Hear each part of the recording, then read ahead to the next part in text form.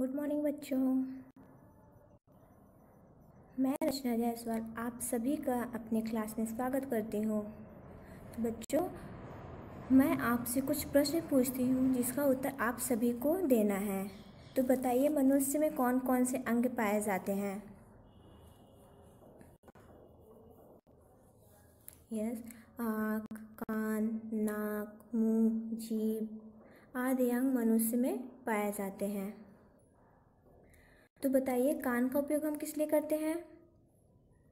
कान का उपयोग हम ध्वनि को सुनने के लिए करते हैं। तो बताइए, ध्वनि से आप क्या समझते हैं?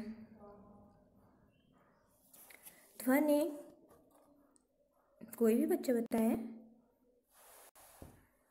ओके, तो बच्चों, आज हम विज्ञान विषय के अंतर्गत ध्वनि एवं ध्वनि तरंगे नामक प्रकरण का अध्ययन करेंगे। तो सबसे पहले हम ये जानेंगे कि ध्वनि क्या होती है। ठीक है, तो ध्वनि एक प्रकार की ऊर्जा होती है जो हमारे कानों में एक प्रकार की संवेदना उत्पन्न करती है। अर्थात ध्वनि एक प्रकार की कंपन होती है जो हमारे कानों को सुनाई देता है। ओके, आप कुछ इंस्ट्रूमेंट्स लीजिए, जब वो बजते हैं, म्यूजिकल इंस्ट्रूमेंट्स जब वो बजते हैं तो हम उसमें एक प्रकार का कंपन उत्पन्न होता है जो हमारे कानों को सुनाई देता है, अच्छे भी लगते हैं। और कुछ ऐसे यंत्र होते हैं जो हमारे कानों को बिल्कुल भी अच्छे नहीं लगते हैं, जिसे हम शोर कहते हैं। ठीक है, तो आपको पता चल गया कि क्या होती है। तब हम ये जानेंगे कि ध्वनि कितने प्रकार की होती है। ओके, सबसे पहले ये जान लेते हैं। आप इसका कुछ उदाहरण भी, ध्वनि के उदाहरण भी ले सकते हैं। जैसे कि घर में आप कोई बर्तन ले लीजिए, आप उसको रस्सी में लटका दीजिए, फिर उसको आप डंडे से या किसी पत्थर से नहीं तो आप किसी छड़ी से आप उस पर पीटिए, तो उसमें एक प्रकार का कंपन उत्पन्न होता है। जो वो कंपन उत्पन्न होता है वो हमारे कानों को आसानी से सुनाई देता है। अगर वो शांत ऐसे ही लटका रहता है तो उसमें आप उसको महसूस कीजिए, उसमें कोई भी तरह का कंपन उत्पन्न नहीं होता है। और जैसे हम उस पर पीटते हैं तो उसको हम जब छूते हैं तो उस पर हमें एक कंपन महसूस होता है और वही कंपन हमारे कानों को सुनाई भी देता है। ध्वनि के 3 प्रकार होते हैं: श्रव्य ध्वनि, अवश्रव्य ध्वनि एवं पराश्रव्य ध्वनि। तो सबसे पहले हम ये जानेंगे कि श्रव्य ध्वनि क्या होता है। तो श्रव्य ध्वनि वह होती है जिसकी आवृत्ति 20 हर्ट्ज से 20,000 हर्ट्ज तक होता है, वो श्रव्य ध्वनि में आता है। और इसके जो श्रोता होते हैं वो मनुष्य एवं जानवर होते हैं, क्योंकि वो 20 और 20,000 हर्ट्ज तक वो सुन सकते हैं। ये मैंने इसको लिखा है और मैंने अब आपको बता देना चाहती हूँ कि मैं जितने भी पॉइंट्स नोट कर रही हूँ आप सभी उसको अपने कॉपी में लिखेंगे। मैं सभी की कॉपियाँ चेक करूँगी कौन क्या लिख रहा है, इसीलिए सभी लोग जो मैं लिखवाऊँगी या मैं जो आपको दे रही हूँ आप सभी लोग उसको अच्छे से नोट्स कर लीजिएगा। ठीक है, श्रव्य ध्वनि आप जान के अब हम जानेंगे अवश्रव्य ध्वनि क्या है। अवश्रव्य ध्वनि वह है जिसकी आवृत्ति 20 हर्ट्ज से कम होती है, अर्थात 0 से 20 हर्ट्ज की आवृत्ति अवश्रव्य ध्वनि में आती है। और इसके जो श्रोता होते हैं वो कुत्ता एवं गैंडा होता है, क्योंकि वो ही 20 हर्ट्ज की आवृत्ति को सुन सकते हैं। हम लोग उसको आसानी से नहीं सुन सकते 20 हर्ट्ज की आवृत्ति को। ये है, आप इसको लिख लीजिएगा। अब हम जानेंगे पराश्रव्य ध्वनि क्या है। पराश्रव्य ध्वनि वह है जिसकी आवृत्ति 20,000 हर्ट्ज से ज़्यादा होती है, वो पराश्रव्य ध्वनि में आता है। और इसके जो श्रोता हैं वो चमगादड़, क्योंकि चमगादड़ में 20,000 हर्ट्ज से ज़्यादा सुनने की क्षमता होती है। ठीक है, आप ये जानेंगे। अब हम ये जानेंगे कि ध्वनि को किससे मापा जाता है। तो ध्वनि को डेसिबल से मापा जाता है। और कुछ इसके उदाहरण क्या आप समझ सकते हैं कि जो तरह तरह की ध्वनि उत्पन्न होती है उनमें किस तरह का डेसिबल रहता है। तो सामान्य श्वास में 10 डेसिबल की आवृत्ति रहती है, और फिर मंद फुसफुसाहट में 30 डेसिबल का, और सामान्य बातचीत जो हम आपस में अभी कर रहे हैं वो 60 डेसिबल तक होता है। और व्यस्त यातायात जहाँ पे ज़्यादा भीड़ रहती है तो वहाँ पे 70 डेसिबल की आवृत्ति रहती है। और अधिक फैक्ट्रियाँ, जैसे कि जो औसत फैक्ट्रियाँ होती हैं उनकी जो आवृत्ति होती है, जो मशीनें रहती हैं उनसे जो आवाज़ निकलती है वो 80 हर्ट्ज तक, 80 डेसिबल तक होते हैं। और ये 80 डेसिबल से अधिक प्रबल शोर शरीर के लिए कष्टदायक होता है। और ध्वनि की कुछ विशेषताएं हैं। ध्वनि एक प्रकार की यांत्रिक तरंगें हैं जो ना कि विद्युत चुंबकीय तरंगें हैं और प्रकाश विद्युत चुंबकीय तरंगें हैं। और ध्वनि संचरण के लिए माध्यम की ज़रूरत होती है, क्योंकि बिना माध्यम के ध्वनि का संचरण नहीं हो सकता है। तो ठोस, द्रव एवं गैस में ध्वनि का संचरण होता है। एक निर्वात में ध्वनि का संचरण नहीं हो सकता है। और एक माध्यम से दूसरे माध्यम में जाने पर ध्वनि का संचरण एवं ध्वनि का परावर्तन एवं अपवर्तन होता है। ओके, तो आप सभी को ये सारी बात समझ में आई?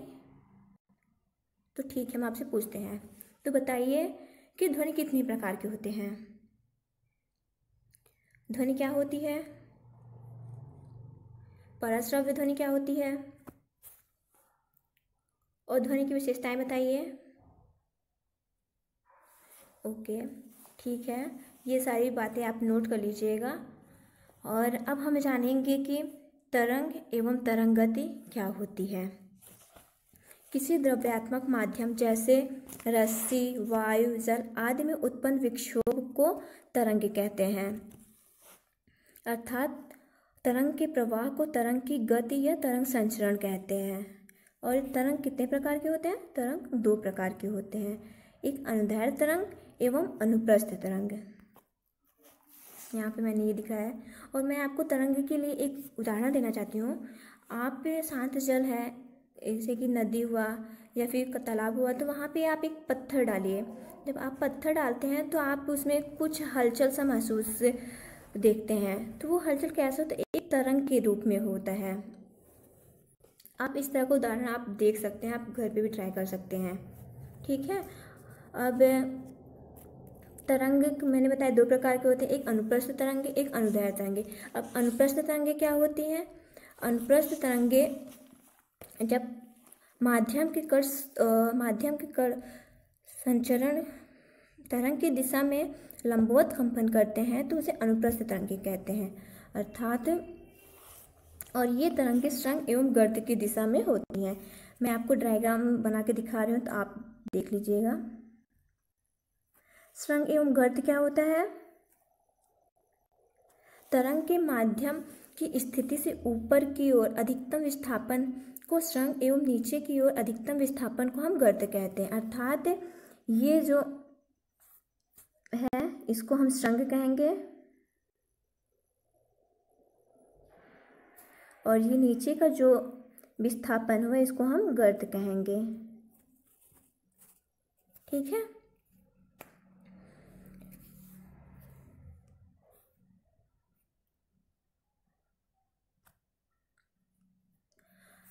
तो आप जान गए श्रृंग अनुप्रस्थ तरंगे क्या है।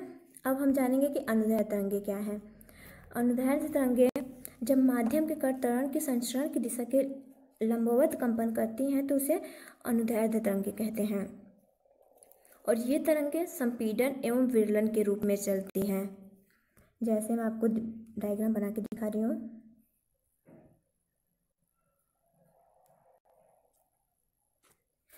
तो मैंने आपको बताया कि तरंगे इसमें 2 प्रकार की होती है, एक संपीड़न होता है और एक विरलन होता है। और ये जो तरंगे सघन में दिख रही है ये संपीड़न है, और जो तरंगे यहाँ पे दूर दूर दिख रही है ये विरलन में है। ओके, तो आपको पता चल गया कि संपीड़न एवं विरलन तरंगे कौन सी होती हैं। ठीक है, अब हम जानेंगे आपको क्या होती हैं। तो अब हम ये जानेंगे कि आयाम, तरंगदैर्घ्य, आवर्तकाल, आवृत्ति क्या होती है। तो सबसे पहले हम ये जानेंगे कि आयाम क्या होती है। आयाम जानने से पहले आप ये अनुदैर्घ्य तरंग, आपने अनुप्रस्थ तरंगों को उतार लिया है। अब ये अनुदैर्घ्य तरंगों को मैंने यहाँ पे दिखाया था, आप इसको भी लिख लीजिए। थोड़ा टाइम दे रही हूँ, आप लिख लीजिए, तब हम आपको बताते हैं कि आयाम क्या होता है। ओके, लिख लिया। चलिए अब हम जानते हैं कि आयाम क्या होते हैं। तो माध्य स्थिति के किसी एक और अधिकतम विस्थापन को हम आयाम कहते हैं, अर्थात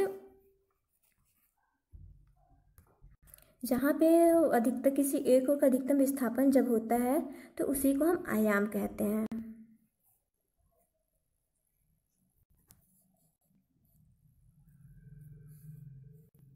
यहाँ पे ये जो विस्थापन हुआ है यहाँ तक, इसी को हम आयाम कहेंगे। आयाम को हम ए से इंडिकेट करते हैं, एम्पलीट्यूड जिसको बोलते हैं, उसे हम ए से इसको लिखते हैं, प्रदर्शित करते हैं।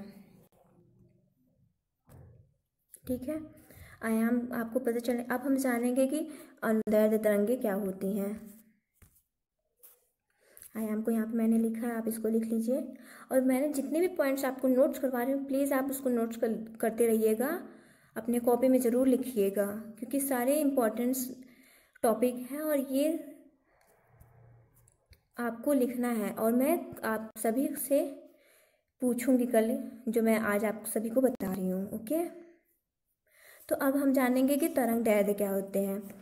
तो तरंग दैर्ध्य दो क्रमागत श्रृंग एवं दो क्रमागत गर्त अथवा आप दो क्रमागत संपीड़न या वेलन के बीच की जो दूरी होती है उसे हम तरंग दैर्ध्य कहते हैं। तरंग दैर्ध्य को हम लैम्डा से इंडिकेट करते हैं, अर्थात लैम्डा से इसको हम बनाते हैं। तो हम आपको बता रहे हैं कि उनके बीच की दूरी क्या होती है। दो क्रमागत श्रृंग एवं ये दो श्रृंग के बीच की दूरी जो होती है इसे हम लैम्डा से लिखेंगे, और फिर जो गर्त है इसी को हम लैम्डा से लिखेंगे। लैम्डा क्या है? लैम्डा तरंग दैर्ध्य है। ओके,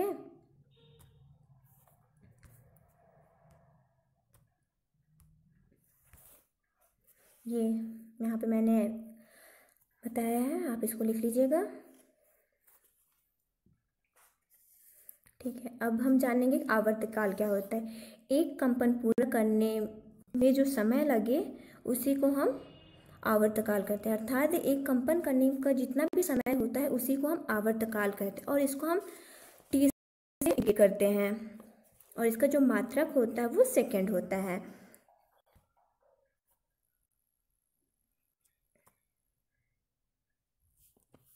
अर्थात यहाँ से इतना पूरा करने में जो समय लगा इसको, इसी को हम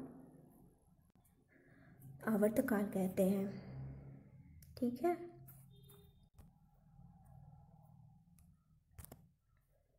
ये मैंने यहाँ पे लिख के दिखाया है, आप लिख लीजिएगा। अब हम जानेंगे कि आवृत्ति क्या होती है। तो आवृत्ति एक सेकंड में कंपनों की जितनी भी संख्या होती है उसे ही आवृत्ति करते हैं, अर्थात एक सेकंड में जितनी भी वो जिसकी संख्या जितनी बन रही है आवृत्ति की, वही उसकी आवृत्ति होगी। तो इसका जो मात्रक होता है वो हर्ट्ज होता है, और इसको हम एन या एफ से प्रदर्शित करते हैं। ठीक है, यहाँ पे मैंने ये दिखाया, इंडिकेट किया है। और क्या होता है कि जब तरंगे पास पास में होते हैं तो वहाँ पे उच्च आवृत्ति तरंगे होती है, और जब तरंगे दूर दूर होती है तो वहाँ पे निम्न आवृत्ति की तरंगे होती हैं। तो आप सभी को समझ में आया कि तरंगे क्या होती है, अनुप्रस्थ तरंगे, अनुदैर्ध्य तरंगे, ये सारी बातें समझ में आया। ठीक है, तो हम आपसे क्वेश्चन पूछते हैं। तो आप बताइए तरंगे कितने प्रकार की होती हैं? अनुप्रस्थ तरंगे एवं अनुदैर्ध्य तरंगे क्या होती हैं? आवृत्ति एवं आवर्तकाल को आप समझाइए। ओके, ठीक है, सभी लोग जितना भी मैं पॉइंट्स बताई हूँ आप उसको लिख लीजिएगा और फिर याद कर लीजिएगा, कल मैं आप सभी से सुनूंगी। अब ये सारी बातें होगी। अब हम जानेंगे कि ध्वनि तरंग के गुणधर्म क्या हैं। तो तरंग में एक माध्यम से दूसरे माध्यम की ओर संचारित होती है। ठीक है, और तरंग स्रोत के आवर्ती विक्षोभ द्वारा उत्पन्न होती है, जिसका आवर्ती विक्षोभ होता है उसी के द्वारा हम तरंग उत्पन्न होती है। और तरंग में माध्यम के कण संचरित नहीं होते हैं, उनमें मूल स्थिति में दोनों ओर कंपन करते हैं एवं आसपास की ऊर्जा जो होती है वो स्थानांतरित होती है। कणों की गति माध्यम की प्रकृति पर निर्भर करती है और समांगी माध्यम में तरंग गति सभी दिशा में समान रहती है। ये तरंग के गुणधर्म हैं, आप इसको लिख लीजिएगा। अब हम जानेंगे कि ध्वनि से क्या पर्यावरण पर क्या प्रभाव पड़ता है एवं हम मनुष्य पर क्या प्रभाव पड़ता है, जिसे हम ध्वनि प्रदूषण कहते हैं। हम लोग जो विभिन्न प्रकार के लाउड स्पीकर्स और ये ट्रैफिक्स में जो जाम लग जाते हैं तो उससे जो हॉर्न बजते हैं तो हमारे कानों को कैसे इफेक्ट करते हैं वो हम जानेंगे। तो इसके जो साधन होते हैं, सबसे पहले हम ये जानेंगे कि इसके क्या क्या साधन है जिसकी वजह से ध्वनि प्रदूषण होता है।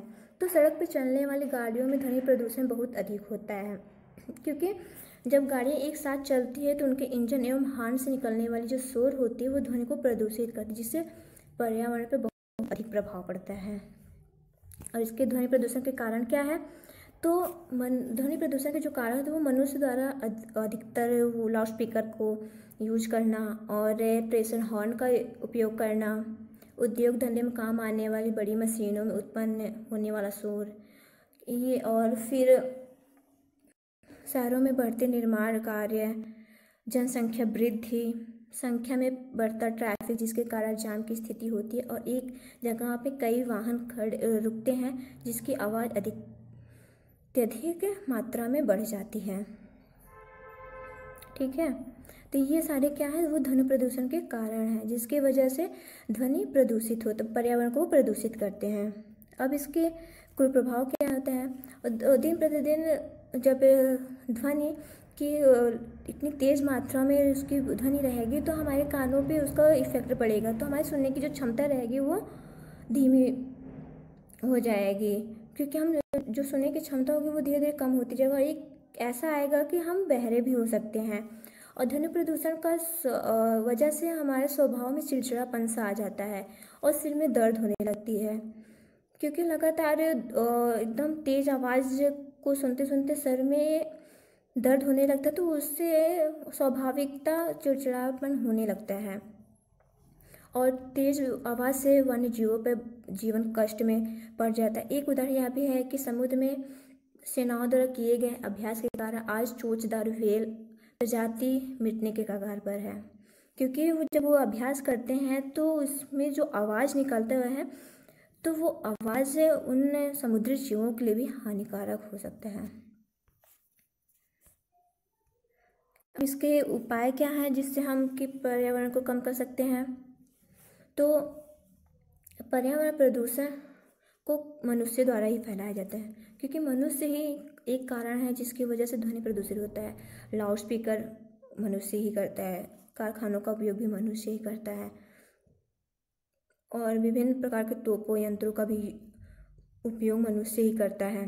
तो जब तक मनुष्य इस विषय में नहीं सोचेगा तब तक पर्यावरण प्रदूषण कम नहीं हो सकता है। इसको कम करने के लोगों को लाउड स्पीकर का यूज बहुत कम करना चाहिए, कोशिश करना चाहिए कि उसकी आवृत्ति को कम करके हम चलाएं और बेवजह हॉर्न बजाना कम करें, कि जब ट्रैफिक लगा हो तो हम कोशिश करें कि हम हॉर्न का यूज ना करें। हाँ, जब सामने कोई व्यक्ति खड़ा हो तब बजाएं, उससे अन्यथा ना बजाएं। और उद्योग धंधों की आबादी वाले क्षेत्रों में दूर स्थापित करना होगा। इसका मतलब ये हुआ कि जहाँ पे आस पास पड़ोस ना बसे हों, जहाँ पे गांव ना बसा हो, एकांत में उद्योग धंधों का स्थापना करना चाहिए और ट्रैफिक नियमों को खासकर पालन करना चाहिए, क्योंकि जब हम ट्रैफिक नियमों को पालन करेंगे तभी ध्वनि प्रदूषण कम हो सकते हैं। अब कम आवाज़ वाली मशीनों का उपयोग करना चाहिए, हमें ऐसे मशीन का यूज करना चाहिए जिसमें आवाज़ कम हो और उसकी वजह से ध्वनि प्रदूषण कम हो। ठीक है, तो आपको सभी को समझ में आया ध्वनि प्रदूषण क्या है। ओके, तो मैं पूछ रही क्वेश्चन, तो बताइए ध्वनि प्रदूषण होने का कारण क्या है, ध्वनि प्रदूषण के प्रभाव क्या है एवं ध्वनि प्रदूषण के उपाय क्या हैं।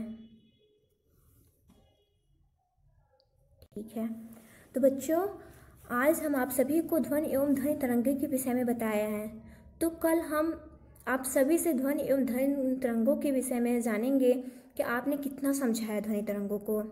तो मैंने यहाँ पे क्वेश्चन को नोट कर दिया है, कल के लिए आपकी ये होमवर्क है, आप इसको लिख के आएंगे। ये यहाँ पे है, आप देख लीजिए, अब इसको अपनी कॉपी में नोट करिए जल्दी से।